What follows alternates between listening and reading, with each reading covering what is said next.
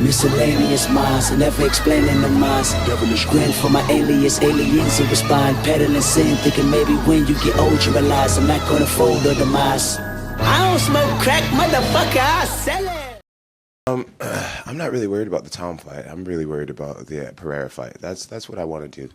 That's what I want to do, and I think if the UFC wants to have me back, then I think that's the fight they'll make. I've been really clear about my intentions.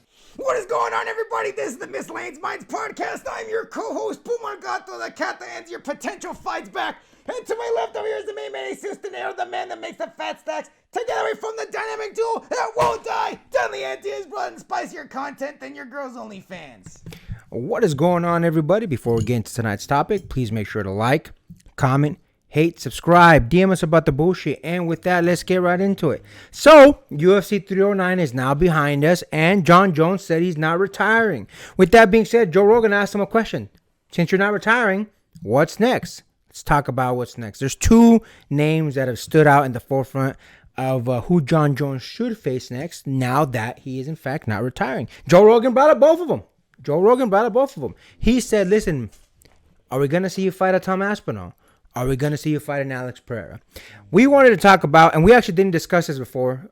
We jumped on here because I wanted us to have raw takes on how we feel. There's some things that my friend here has brought up that I don't necessarily agree with, but, you know, it is what it is. We'll see how it goes. Listen, my prediction is if we are to believe Dana White, if he stays heavyweight champion and doesn't relinquish the title, he's going to fight Tom Aspinall.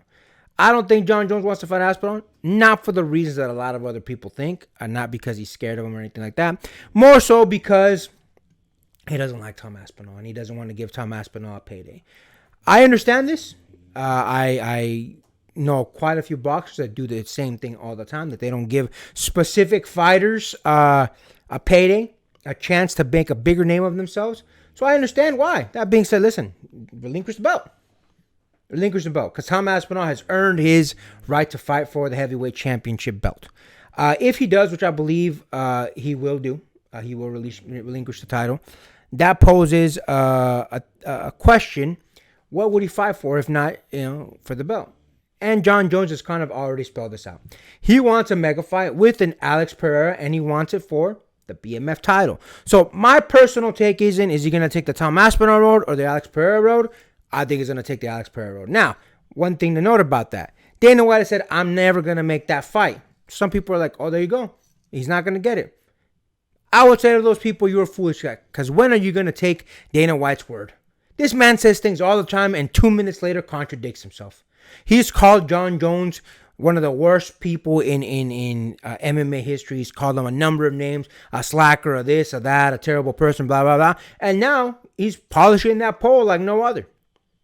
Same thing with Francis Ngannou. Oh, the biggest heavyweight. Jon Jones is scared to fight him. Blah, blah, blah, blah. And now that Francis Ngannou isn't directly aligned with Dana White, Francis is terrible. He priced himself out. Blah, blah, blah, blah. All that stuff. So when Dana White says, I'm never going to make the fight between Alex Pereira, who is the UFC's current golden boy because of the number of UFC pay-per-views he saved, to not give him Dana White's favorite child seems highly unlikely. Now, listen, there's only a few reasons why I would think Dana White really wouldn't want to make this fight. Is that, first of all, why derail the hype train that is Alex Pereira? Alex Pereira is on a meteoric rise right now. There is not anybody that I've seen that just dislikes the man. The man is great in the ring. He always puts on a great show. You guys saw him going to Ultra Instinct where he was landing everything perfectly on Roundtree, and he was dodging everything perfectly that Roundtree threw back at him. You guys have seen the countless memes that the man himself has been part of.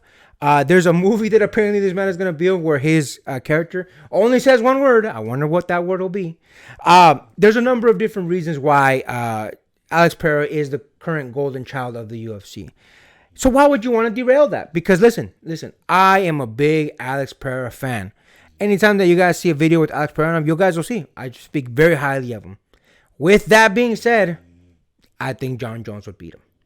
I don't say that lightly because, listen, I like Alex Pereira. I think he has a very fan-friendly style, which is my favorite type of fight. I think he puts on great highlights, and there's not a match that I don't tune in for Alex Pereira. That being said, I'm not a fool. Jon Jones is considered the GOAT for a number of different reasons. And unfortunately for Alex Pereira, I think Jon Jones would bring too much for him. Now, let's analyze a couple things here. If Jon said, you know what, I won't take him down, I'll just strike with the man, which is highly unlikely because he'd be giving up one of his biggest assets. But if he said, I'm going to strike with him, I think it'd be much more competitive.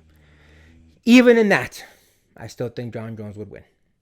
Unfortunately, I think Jon Jones proved, as he did with Stipe, that he has too many of good tools in the belt that unfortunately would make it difficult for an Alex Pereira. Now, the one thing I will say about this is that one thing that Jon Jones does very well, he switches up his striking. Head, body, legs. Head, body, legs. He switches up very, very well. In between the match, you'll see him go to the body, then all of a sudden go to the head, then the kick, maybe to the body, back to the legs. So he does that very well. You know who else does that very well? Alex Pereira.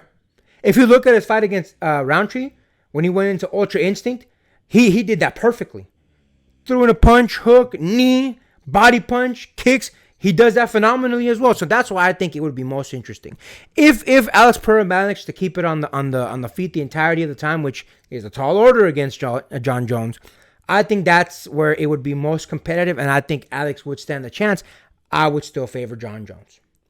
Now, listen, we're here to talk about, is the likelihood of this match happening? I think it's very likely. I think it's more likely than the match between Jon and Tom Aspinall happening. Now, can we see Dana White flex a little bit of muscle against Jon and saying, you're going to fight Tom.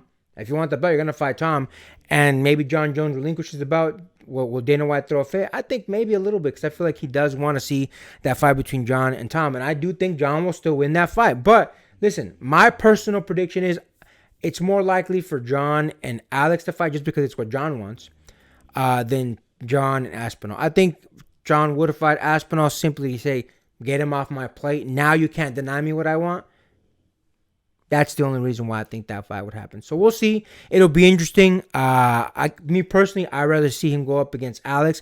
But there's a lot to lose for Alex, unfortunately. And the likelihood of him losing is pretty high.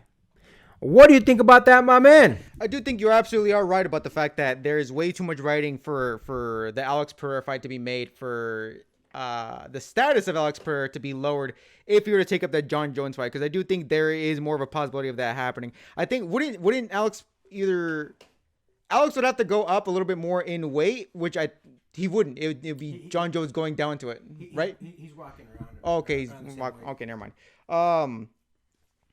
But listen, regardless of that, I do think Alex Pereira does stand to lose a lot more than Jon Jones has to lose in that. I think it'd be perfect. I think it'd be a perfect fit for Jon Jones, given that he would actually, again, we talked this before about in the super fight speculation when he talked about relinquishing the heavyweight title relinquishing the heavyweight title so he can fight Alex Pereira again. He'd possibly he actually would get more money, because that in and of itself is a big marquee matchup. The fact that there's a huge possibility that he actually is going to win on that, so he'd probably get a bigger purse from that.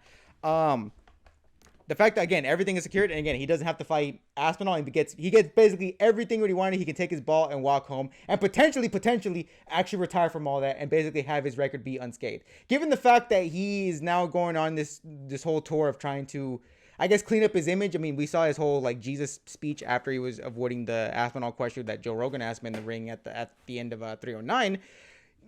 He's looking to probably sanitize his record, sanitize his personality a little bit as a result of that.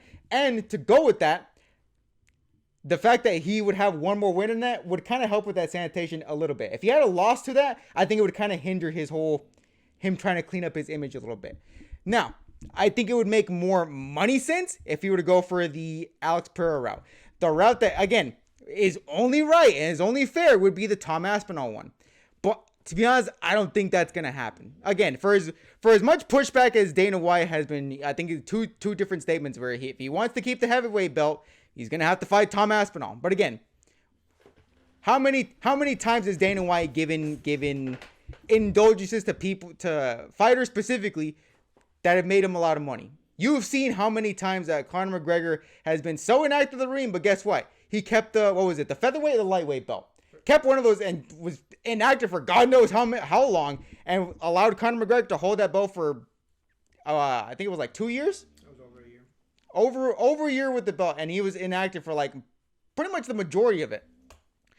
So I think it'd be more likely that he would give Jon Jones this indulgence because let's be honest, the amount of glazing that Dana White has, you don't think he'd give Jon Jones a little bit of indulgence? Hell, forget this recent tour. How many indulgences has he given Jon Jones during the entire stint where he's been popped for how many times, the hit and run incidents? You don't think he'd give him a little bit of indulgence for the Alex Pereira fight?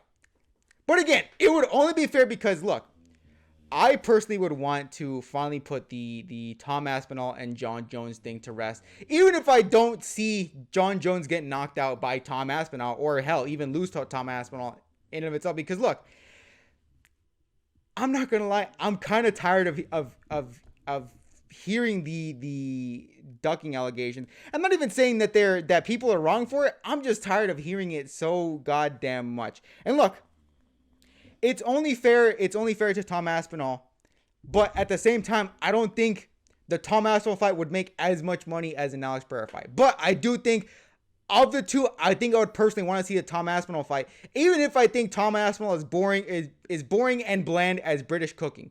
But the fact is, look, I want to see it because I want to see the entire thing put to rest. I want to see, again, the actual heavyweight title being rightfully defended under somebody that actually has claim to it. And again, even if Jon Jones wins, if he wants to retire in this, guess what? It's another gem to add in his legacy. And guess what? He can finally wistfully ride off into the sunset. It's not going to happen because I think he wants to have a cleaner victory on his record before he finally flies off into the distance. But personally, I would want the Tom Aspinall fight. Again, I just want to put the whole thing to rest before he finally goes off into the distance.